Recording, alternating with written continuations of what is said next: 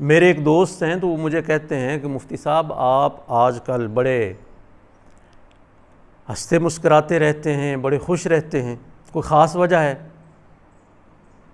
تو وہ چونکہ سیاسی سوچ رکھتے ہیں تو میں انہیں کہتا ہوں کہ ہاں اس کی ایک خاص وجہ ہے، میری مسکراہٹ کی ایک خاص وجہ ہے، اور وہ اللہ کی تدبیر ہے،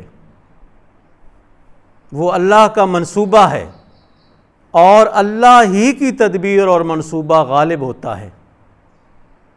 یہود و نصارہ نے ایک منصوبہ بنایا کہ ملک پاکستان کے دینی لوگوں کو، علماء، طلباء، نیک لوگ، ان کو پاکستان کی اسلامی فوج سے لڑایا جائے، ٹکرایا جائے ان کو آپس میں، جس سے یہ ہوگا کہ دینی لوگ جو ہیں ان کو نقصان ہوگا، فوج کو بھی کسی نہ کسی درجے میں نقصان ہوگا، یہ دونوں طاقتیں آپس میں ٹکرا جائیں۔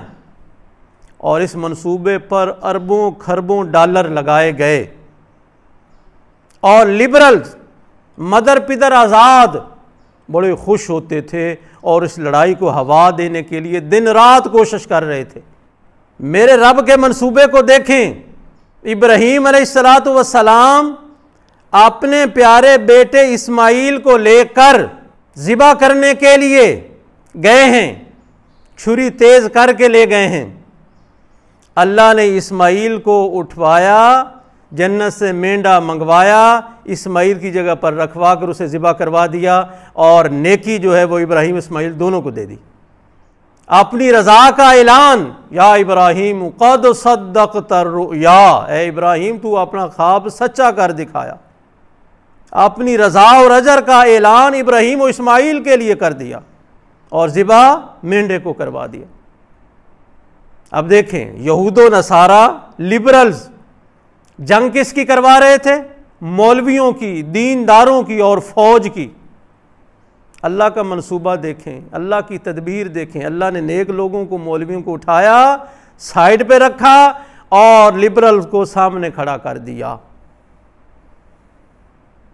اور لبرلز نے انتہا کر دی کہ فوجی تنصیبات پر اور عسکری اداروں پر، جو ٹاپ سطح کے ادارے ہیں، کور کمانڈر لاہور کا گھر، GHQ، ISI دفتر فیصل آباد، PF بیس میاں والی، ریڈیو پاکستان پشاور وغیرہ وغیرہ، ان پر حملہ آور ہوئے ہیں اور نعرے مارے ہیں، اور اس ملک کو تباہ کرنے کی، اس میں خانہ جنگی کی کوشش کی ہے۔ اللہ رب العزت نے ان کے اوپر وہ جو چادر پڑی ہوئی تھی وہ ہٹا دی ہے۔ اصل میں اور حقیقت میں علماء اور نیک لوگ اس ملک کے دشمن نہیں، نہ فوج کے، نہ دیگر اداروں کے، یہ دشمن نہیں، یہ تو محب وطن ہیں۔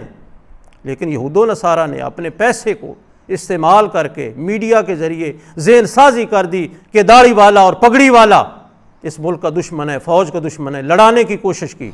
حقیقت میں تو یہی لبرل مدر پدر آزاد یہ پاکستان کے دشمن تھے، اس لیے کہ پاکستان تو بنا ہی اس بنیاد پر تھا، لا الہ الا اللہ محمد الرسول اللہ۔